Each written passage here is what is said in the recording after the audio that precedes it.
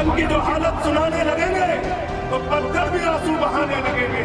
अगर भीड़ में खो गई आदमियत तो उसे ढूंढने में जवान लगेंगे।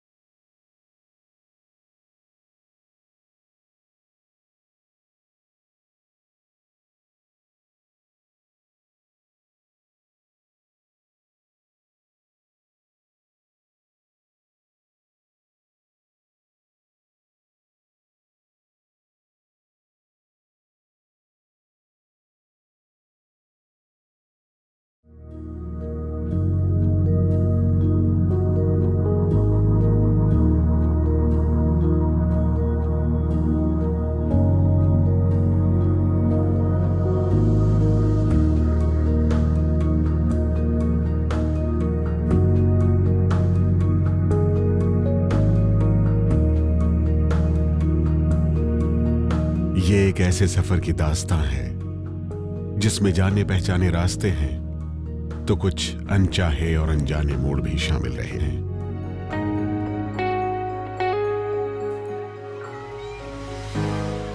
इस कहानी का हिस्सा स्कूल का ये मैदान भी है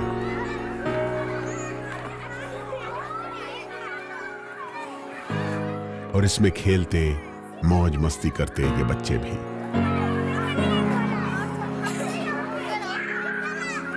एक छोटे से शहर में एक छोटे से लड़के की हैरान कर देने वाली कामयाबी की ये दास्तां आज से करीब 40 साल पहले उत्तर प्रदेश के इसी सुल्तानपुर शहर से शुरू हुई।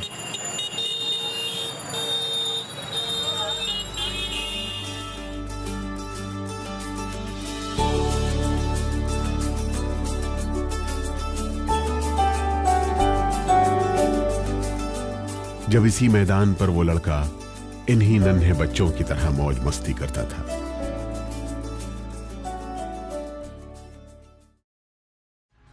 लेकिन आज राजनीति के गलियारों में उसकी तूती बोलती है।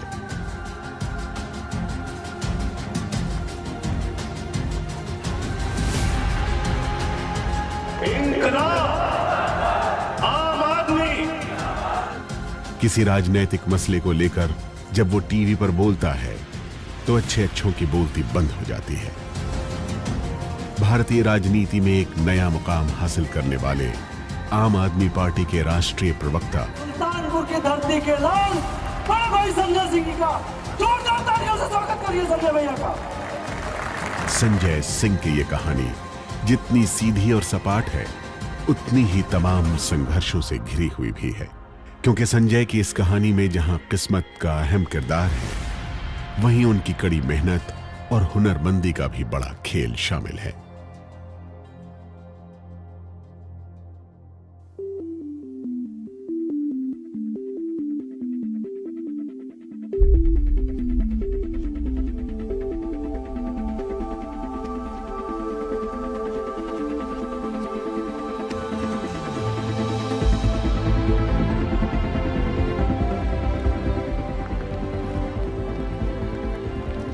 ये रास्ते, ये अस्पताल और सुल्तानपुर शहर के ये ठिकाने गवाह हैं कि कैसे संजय सिंह ने अभावों से जूझते हुए समाज सेवा और राजनीति के सफर को आगे बढ़ाया था। सुल्तानपुर के इसी अस्पताल में संजय सिंह ने अपने सामाजिक जीवन की बुनियाद रखी, लेकिन उनकी बेबाकी, अन्याय के सामने कभी न झुकने के जज्बे और सच्चाई के लिए किसी भी पहाड़ से टकराने की हिम्मत ने उन्हें राजनीति के एक नए मकाम पर पहुंचाया है। आम आदमी पार्टी के राष्ट्रीय संयोजक और दिल्ली के मुख्यमंत्री अरविंद केजरीवाल के कंधे से कंधा मिलाकर चलने वाले संजय सिंह आज न सिर्फ आम आदमी पार्टी का एक मजबूत स्तंभ है, बल्कि अपने परिवार और संगी साथियों के लिए भी गौरव का विषय है। 25 साल के संघर्ष के इस सफर में आज हम आपको संजय सिंह की वो गलियां घुमाएंगे जो खुद ब खुद उनके त्याग और समाज सेवा के लिए दिए गए बलिदान की दास्तां सुनाएंगी।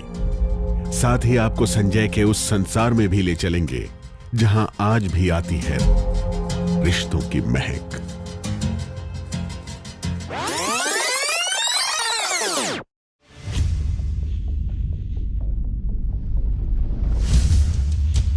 सुल्तानपुर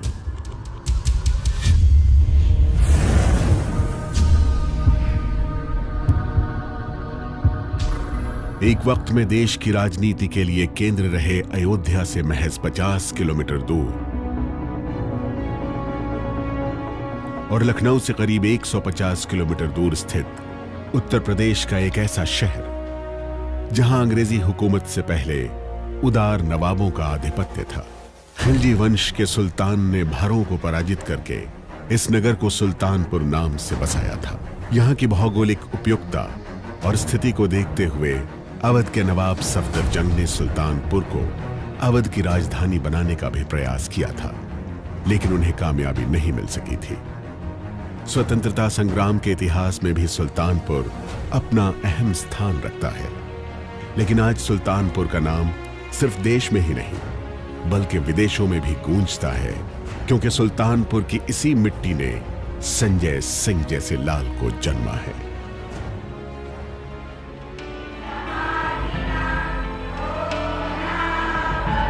सुल्तानपुर शहर के इसी स्कूल में पढ़ाई करने वाले गुड्डू नाम के बालक के विषय में शायद ही किसी ने सोचा हो कि एक दिन ये बालक समाज सेवा और राजनीति के सफर में इस मकाम तक बुलंदियां हासिल करेगा। बचपन से ही शांत स्वभाव, आकर्षक व्यक्तित्व और कम संसाधनों में बेहतर करने का हुनर रखने वाले गुड्डू यानी संजय सिंह की मां बताती हैं कि किस तरह संजय का रुझान बचपन से ही समाज सेवा की तरफ होने लगा था और कैसे संजय अपने हर रिश्तेदार और संबंधियों की आंखों के तारे बन गए थे। इसकी एक्टिविटीज देख करके सब काफ़ी खुश हों। इसके मामा, इसके जो है इसकी दादी, सब काफ़ी खुश होती थी। मतलब बहुत अच्छा लगता था, सबको प्यारा लगता था। ये छोटा था तब बहुत खूबसूरत था।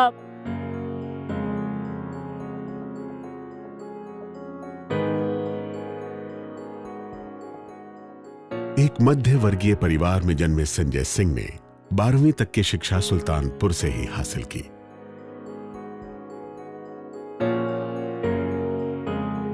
और 12वीं कक्षा के बाद उनका दाखिला उड़ीसा के क्योंझार स्थित Orissa school of mining engineering में करा दिया गया।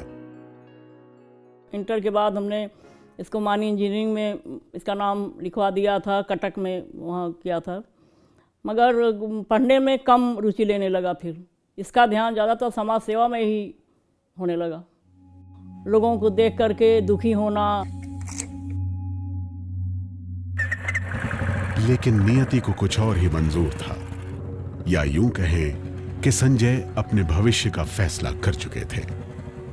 2 साल बाद संजय फिर सुल्तानपुर लौटे और लौटकर आने के बाद उन्होंने समाज सेवा का कार्य शुरू कर दिया। इस दौरान उनकी भेंट एक बार फिर बचपन के मित्र अशोक सिंह से हुई। अशोक सिंह बताते हैं कि संजय के उड़ीसा जाने के बाद वो गलत संगत में पड़ गए थे, लेकिन जैसे ही संजय माइनिंग इंजीनियरिंग करके वापस लौटे, उन्होंने फिर अशोक सिंह से संपर्क किया और दोनों मिलकर समाज सेवा के कार्य में लग गए। क्योंकि मेरी लाइन दूसरी थी, इनकी लाइन दूसरी थी। ये सेवा के क्षेत्र में इनका दिमाग घूम रहा था।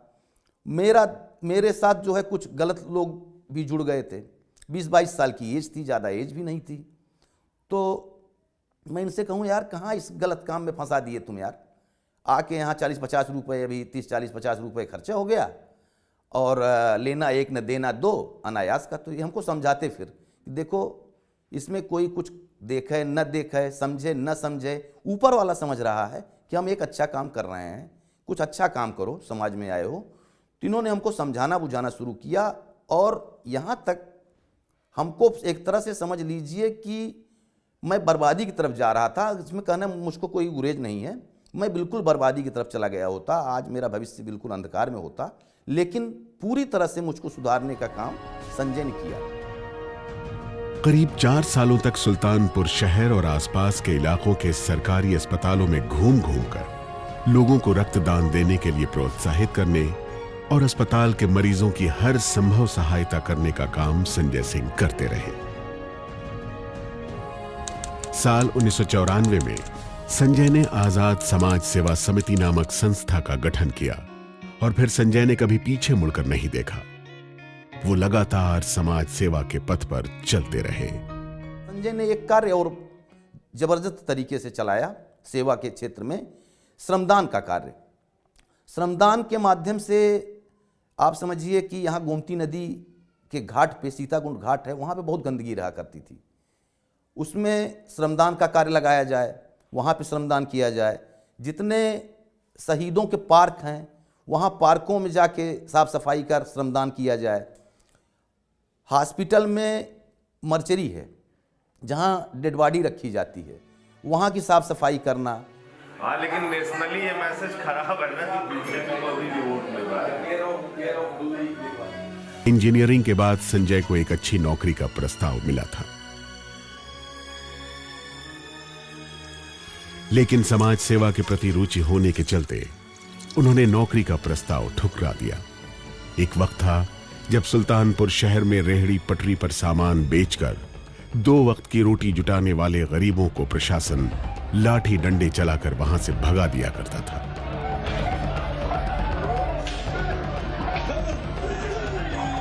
उस वक्त संजय सिंह ने उन लोगों की आवाज उठानी शुरू की और उस आवाज ने एक बड़े आंदोलन का रुख अख्तियार कर लिया,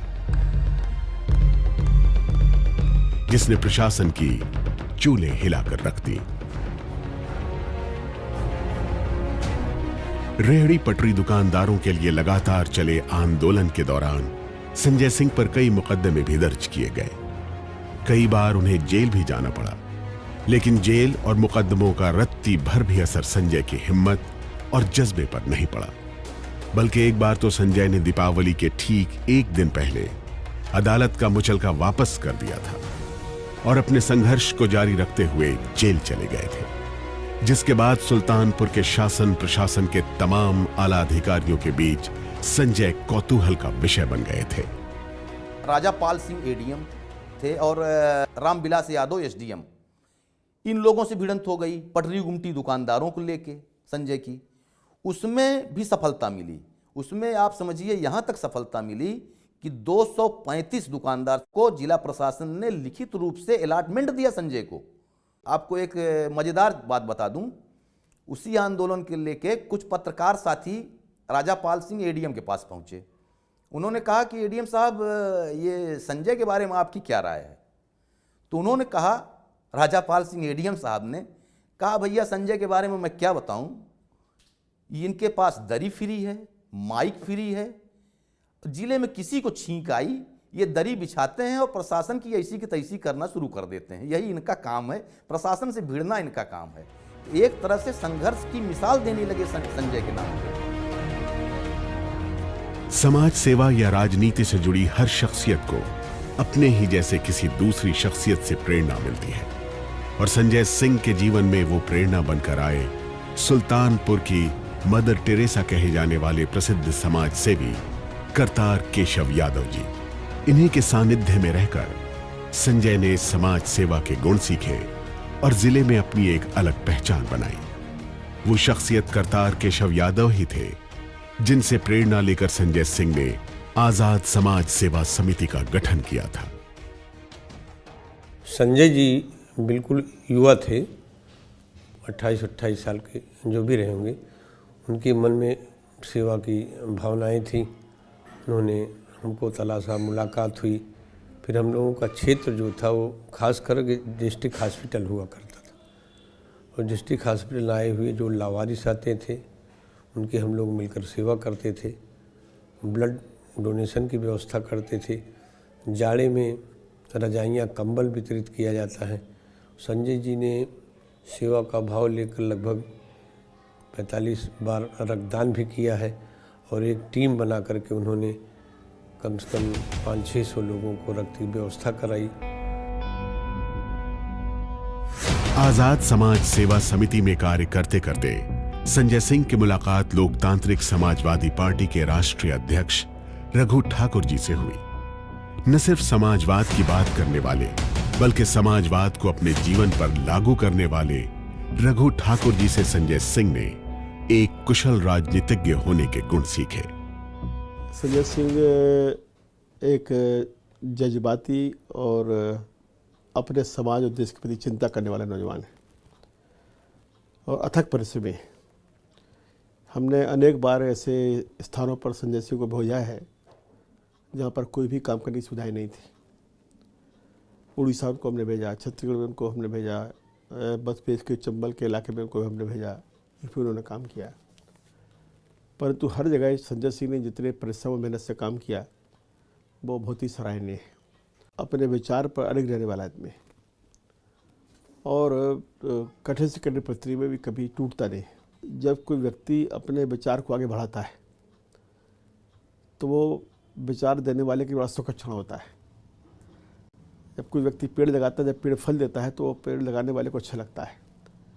तो संजय की भी जब चर्चा आती है तो हम लोग को अच्छा लगता है, एक खुशी महसूस होती है कि ये पेड़ जो है ये समाज के लिए बढ़िया फल दे रहा है। सुल्तानपुर जिले में रहते हुए समाज के लिए संघर्ष करने का कार्य लगातार जारी रहा। तभी साल 2009 में देश में आरटीआई आंदोलन यानी सूचना के अधिकार कानून को लेकर लोगों को जागरूक करने और केंद्र व राज्य सरकारों से इसका सख्ती से पालन कराने के लिए एक बड़ा आंदोलन शुरू हुआ। इस आंदोलन के जनक थे पीसीआरएफ यानी पब्लिक कॉज रिसर्च फाउंडेशन नामक संस्था के जनक और वर्तमान में दिल्ली के मुख्यमंत्री श्री अरविंद केजरीवाल। देश भर में तेजी से शुरू हुई इस मुहिम में तमाम लोग जुड़ने लगे थे। इस आंदोलन की आवाज सुल्तानपुर तक भी पहुंची और यहां इस आवाज को संजय सिंह का साथ मिल गया।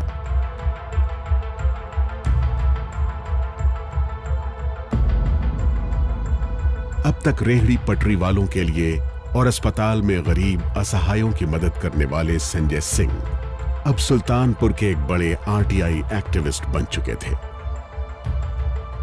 आंदोलन जारी था। इसी बीच एक दिन अरविंद केजरीवाल अपने साथियों के साथ सुल्तानपुर संजय सिंह से मिलने पहुंचे।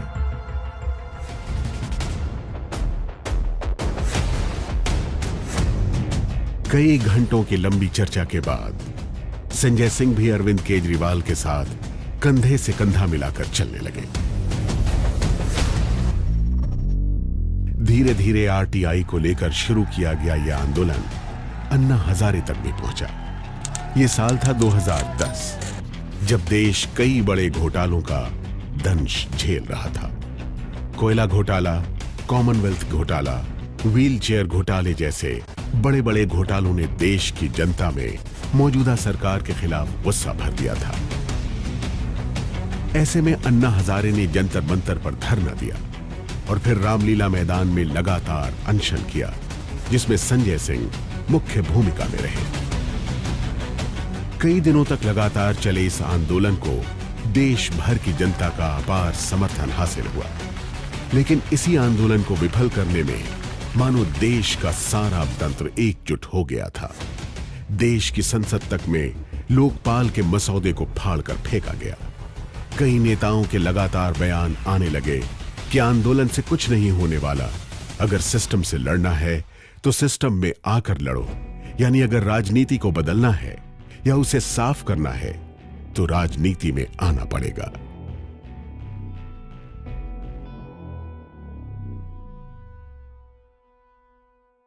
ये सारे नेता, सारी पार्टियों के नेता चिल्ला चिल्ला के कह रहे हैं लोकपाल बिल पास कराना है तो चुनाव लड़के दिखाओ, लोकपाल बिल पास कराना है तो संसद में आके पास कर लो।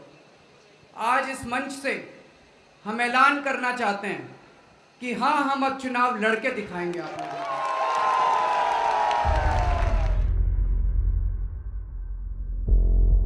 अरविंद केजरीवाल के साथ तमाम आंदोलन के साथियों ने राजनीतिक पार्टी बनाने पर अपनी सहमति जताई, लेकिन अन्ना हजारे राजनीतिक पार्टी बनाने के खिलाफ थे। अरविंद देश का मूड समझ रहे थे और वो राजनीतिक पार्टी बनाने के अपने फैसले से पीछे नहीं हटे। और इस फैसले में अरविंद केजरीवाल के साथ मजबूती से खड़े रहकर संजय सिंह ने आम आदमी पार्टी के गठन में अपनी अहम भूमिका निभाई। 26 नवंबर 2012 ये वो दिन था जब आम आदमी पार्टी का गठन किया गया और संजय सिंह को पार्टी के राष्ट्रीय प्रवक्ता की जिम्मेदारी दी गई। नवंबर 2012 के बाद देश में दिल्ली इकलौता ऐसा राज्य था जहां विधानसभा चुनाव सबसे नजदीक था। आम आदमी पार्टी जानती थी अगर जनता के बीच से आंदोलन की तपिश ठंडी हो गई तो फिर आंदोलन की सारी मेहनत पर पानी फिर जाएगा। इसी को ध्यान में रखते हुए आम आदमी पार्टी ने पूरी ताकत के साथ साल 2013 में होने वाली दिल्ली विधानसभा चुनाव लड़ने का फैसला लिया। आज हम ऐलान करते हैं कि आने वाले नवंबर के महीने में दिल्ली विधानसभा में हम चुनाव लड़ेंगे, चुनाव जीतेंगे और खुद जाके अपना लोकपाल लड़ेंगे। इस चुनाव में संजय सिंह को पार्टी के कैंडिडेट सिलेक्शन कमेटी का चेयरमैन बनाया गया, यानी दिल्ली की 70 विधानसभा सीटों पर प्रत्याशी ढूंढने का जिम्मा पार्टी ने संजय सिंह के कंधों पर छोड़ दिया। ऐसे वक्त में जहां धन, बल और बाहुबल से चुनाव जीतने की कोशिश की जाती है, आम आदमी पार्टी के लिए कैंडिडेट ढूंढना और पार्टी से चुनाव लड़ने के लिए तैयार करना अपने आप में काफी कठिनाइयों भरा कार्य था। लेकिन संजय सिंह का कभी हार न मानने वाला जज्बा इस बार भी काम आया और संजय सिंह ने आखिरकार आम आदमी पार्टी के चुनाव चिन्ह झाड़ू से चुनाव लड़ने वालों की टीम पार्टी को सौंप दी। 20 वर्षों तक अपने सानिध्य में रखकर संजय सिंह को राजनीति और साहित्य के गुण सिखाने वाले कमल नयन पांडे बताते हैं कि किस तरह संजय का व्यक्तित्व संघर्ष की भट्टी में तप कर निकला है। कमल नयन पांडे बताते हैं कि आज संजय जिस मुकाम पर हैं, वो उन्हें सिर्फ सेवा और संघर्ष की राह पर चलकर ही हासिल हुआ है। संजय का व्यक्तित्व संघर्ष की भट्टियों में तप कर निखरा है, इसीलिए उनके व्यक्तित्व में कुछ भी अवांछित देखने को नहीं मिलता। संजय की जो अब तक की पूरी जीवन धारा है, जब से वह 20 वर्षों से मेरे संपर्क में हैं, मैं पूरे विश्वास, पूरे अधिकार, पूरी जिम्मेदारी के साथ कह सकता हूं कि उनकी जीवन धारा सेवा और संघर्ष इन दो किनारों के बीच में प्रवाहित होती रही। और संजय का यह भी बड़प्पन है कि आज भी वो किसी भी सभा में बोलते हैं, वो चाहे स्थानीय स्तर पर हो चाहे राष्ट्रीय स्तर पर हो, जिनसे उन्होंने पाठ पढ़ा, जिनसे उन्होंने प्रेरणा ली, उनका उल्लेख करते हैं, भले ही आज उनका वृत्त, उनका दायरा राष्ट्रीय और अंतर्राष्ट्रीय स्तर पर हो गया हो। ज़रूरतमंदों, असहायों, निरुपायों, पीड़ितों, वंचितों की सेवा में जीवन भर लगे रहे। मैं संजय से कहा करता था कि संजय, तुम मुझे गुरुजी कहते हो, लेकिन मेरे में वह हुनर, वह कौशल, वह जज्बा नहीं है जो तुम्हारे में है और तुमसे मैं हमेशा सीखता हूँ। दिसंबर 2013 के दिल्ली विधानसभा चुनाव में आम आदमी पार्टी ने अपने पहले ही चुनाव में 28 सीटें जीती और दिल्ली में आम आदमी पार्टी की सरकार बनी। अरविंद केजरीवाल दिल्ली के मुख्यमंत्री बन चुके थे और संजय सिंह के कंधों पर अब भी पार्टी के संगठन का विस्तार करने का जिम्मा था। 49 दिन के बाद दिल्ली के तत्कालीन मुख्यमंत्री के इस्तीफा देने के बाद दिल्ली सरकार गिर गई। 2014 के लोकसभा चुनाव में पार्टी की करारी शिकस्त के बाद आम आदमी पार्टी काफी बुरे दौर से गुजर रही थी। पार्टी के कई चेहरे लगातार पार्टी का दामन छोड़कर दूसरी पार्टियों में शामिल होने लगे, लेकिन उस विपरीत समय में भी संजय सिंह पार्टी के साथ कंधे से कंधा मिलाकर खड़े रहे और पार्टी को दोबारा दिल्ली विधानसभा चुनाव के लिए तैयार करने में एक अहम भूमिका निभाई। दिल्ली की गलियों में घूम घूम कर पार्टी के लिए लगातार प्रचार करते रहे। दिल्ली विधानसभा चुनाव 2015 में पार्टी ने कैंपेन कमेटी के चेयरमैन की जिम्मेदारी संजय सिंह को सौंपी। अपनी दूरदर्शी राजनीतिक समझ की मदद से संजय ने इस बार भी पार्टी को एक मजबूत टीम सौंपी। इस चुनाव में आम आदमी पार्टी ने 67 सीटें जीतकर एक इतिहास रचा। मैं अरविंद केजरीवाल ईश्वर की शपथ लेता हूं कि मैं विधि द्वारा स्थापित और इस जीत के साथ संजय सिंह का कद पार्टी में और बड़ा हो गया। पार्टी ने संजय सिंह के कंधों पर राष्ट्रीय प्रवक्ता होने के साथ साथ 3 राज्यों उत्तर प्रदेश, पंजाब और हिमाचल के प्रभारी का दायित्व सौंप रखा है। इतना ही नहीं, आज संजय सिंह देश विदेश में पार्टी के लिए प्रचार करते हैं। पंजाब के अंदर और जब किसी भी राजनीतिक मसले पर टीवी पर अपने राजनीतिक प्रतिद्वंद्वियों की जुबान पर ताले जड़ते हैं तो उनकी मां खुद को गौरवान्वित महसूस करती हैं। बहुत गर्व महसूस होता है कि मेरे बेटे ने नाम कमाया है, सिर्फ नाम कमाया है, और अपने मेहनत से, सच्चाई से, निष्ठा से अपने जन्मभूमि में जितने भी लोगों की सेवा की है सब उसकी सराहना करते हैं। राजनीति के इस महाभारत में पूरे भ्रष्ट सिस्टम के खिलाफ लड़ना और पार्टी के संगठन को मजबूत करने के लिए देश भर में पार्टी के प्रचार के लिए दौरे करना, यानी संघर्षों से भरे संजय सिंह के जीवन में परिवार का भी खासा योगदान है। संजय सिंह की पत्नी न सिर्फ एक कुशल गृहिणी है,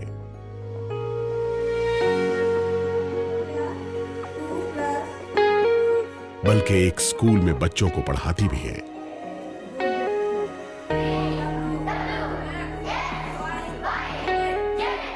उन्हें भी अपने पति पर नाज है। हर पत्नी अपने पति की ऊंचाई पर गौरवान्वित महसूस करती है और पूरे परिवार को खुशी होती है कि उनका बेटा एक ऐसे जगह पहुंच गया, देश विदेश में उसकी पहचान है। ये बड़ों का बस आशीर्वाद है। अगर अपने समाज के लिए और इस देश के लिए कुछ करना चाहते हैं तो हमको बहुत खुशी होती है। मैं तो उनको और आगे बढ़ने के लिए मैं प्रोत्साहित करती हूँ कि आप ऐसे ही बढ़ते रहिए। ईमानदारी और सादगी भरा जीवन जीने वाले, कभी न रुकने और अन्याय के खिलाफ कभी न झुकने वाले संजय सिंह कुशल वक्ता होने के साथ साथ गीत गुनगुनाने का शौक भी रखते हैं। संजय के मित्र अशोक सिंह तो यहां तक कहते हैं कि अगर संजय सिंह एक कुशल राजनीतिज्ञ न होते तो जरूर एक गायक होते। बचपन से ही देख रहा हूँ, मेज बजा के वैसे ही अपना बैठ के गीत गाना, गजल गाना, इनकी एक बहुत अच्छी शौक रही और बहुत अच्छा गीत गाते भी हैं। मैं तो ये कहता हूँ कि हो सकता है राजनीति के क्षेत्र में अगर न गए होते तो कहीं एक अच्छे गायक होते। ये रुके न जो, झुके न जो, दबे न जो, मिटे न जो, हम वो इंकलाब हैं, जुल्म का जवाब है, हर शहीद हर गरीब का हम ही तो ख्वाब है। रुके न जो, झुके न जो, जी रहे हैं इसलिए कि प्यार जग में जी सके, प्यार जग में जी सके, प्यार जग में जी सके। आदमी का खून कोई आदमी न पी सके, आदमी न पी सके, आदमी न पी सके। मालिकों